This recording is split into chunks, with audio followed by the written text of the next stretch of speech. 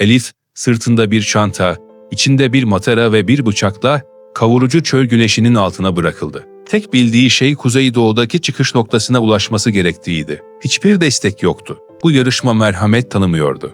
Elif, şapkanın altından sarkan saçlarını geriye attı. Güneş yakıyor, kum ayakkabılarının altını eritiyordu. Ter gözlerini yakarken adımlarını kuzeydoğuya çevirdi. Rüzgarın izini, güneşin açısını okuyarak yönünü bulmaya çalıştı. Her adımıyla derinleşen kum, sanki onu yerin altına çekmeye çalışıyordu. Gökyüzü dümdüzdü. Ufukla gök çizgisi neredeyse birleşmişti. Bu boşlukta tek gerçek Elif'in adımlarıydı. Güneş dik açıyla vururken, Elif'in vücudu alarm vermeye başladı. Kumun sıcaklığı artık ayakkabılarının tabanını eritiyor gibiydi. Gözüne uzakta küçük bir kaya kümesi çarptı. Kayaya ulaşması 20 dakikadan fazla sürdü. Küçük bir kaya yığınıydı bu. Ama gölge verecek kadar dik bir çıkıntıydı.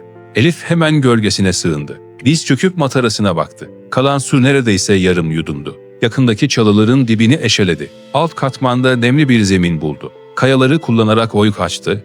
Su sızdı. Oyuğun içine suyun dolmasını bekleyip matarasını dikkatle doldurdu.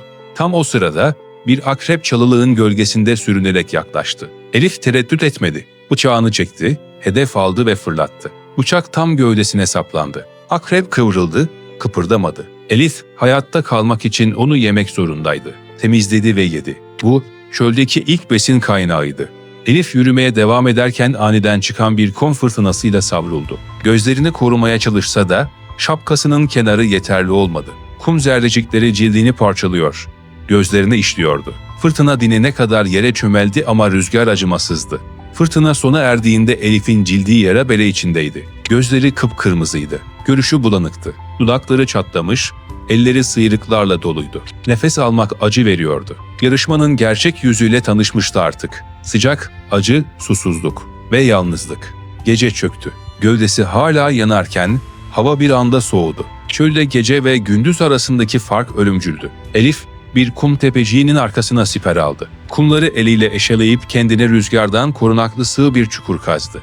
Dizlerini karnına çekip bıçak elinde tetikte bekledi. Gökyüzü karanlıktı ama yıldızlar çok yakındı sanki. Bir hayvan sesi duydu. Damarlarında adrenalin dolaştı. Bıçak sapasağlam elindeydi. Ses uzaklaştı ama uyku gelmedi. Sabah olduğunda vücudu hala titriyordu ama en azından yaşıyordu. Ve bu da çöldeki her sabah gibi yeni bir mücadele demekti.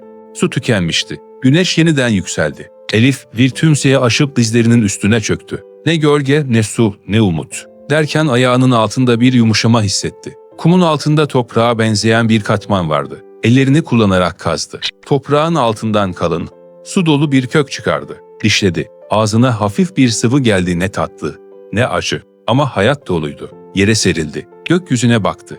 Tam o sırada başının üstünde dönen iki yırtıcı kuş belirdi. Alçaktan, sessizce, ölümün sessiz bekçileri gibiydiler. Elif onların ne demek olduğunu biliyordu. Ama gözlerini kaçırmadı. Sonra kalktı. Çünkü pes etmek, her şeyi kaybetmekti. Elif artık yönünü bilmeden yürüyordu. Ayakları kumda sürünüyor, güneş her hücresini yakıyordu. Baş dönmesi dayanılmaz hale gelmişti. Bir anda, uzakta bir yansıma, parlayan bir yüzey, yoksa bir su. Elif gözlerini ovuşturdu. Bu bir serap olamazdı. Çok netti. Adımlarını hızlandırdı. Koşmaya başladı. Kum ayaklarını tutuyordu ama durmadı. Yaklaştıkça göl büyüyordu. Yüzünü yıkayacak, matarasını dolduracak. Belki de suya girecekti. Ama birkaç adım kala. Gölge yoktu. Serinlik yoktu. Yüzüstü kumların üzerine düştü. Avuçlarıyla suyu tutmak isterken sadece sıcak kumu kavradı. Elleri titredi. Nefesi kesildi. O an anladı. Bu bir yalandı. Çöl onun aklını da tüketmeye başlamıştı. Kumların üzerine yüzüstü yığılmıştı. Hala açık, sanki bir avuç suyu tutuyormuşçasına kasılmıştı. Gözleri kapanmamıştı. Güneş tepede yakmaya devam ediyordu ama Elif hala gökyüzüne bakıyordu. Gökyüzünde iki akbaba sessizce daireler çiziyordu. Yakındılar, çok yakın. Sanki onun gözlerini kapatmasını beklercesine. Sanki doğa bu sessiz veda için tanıklık etmek istiyordu. Elif sırt üstü yatıp gökyüzünde daireler çizen akbabaları izler, elini yukarı kaldırıp onları tutmaya çalışır ama o kol bir daha hiç hareket etmez ve saatler sonra akbabalar Elif'in yerde yatan cansız bedenine konarlar.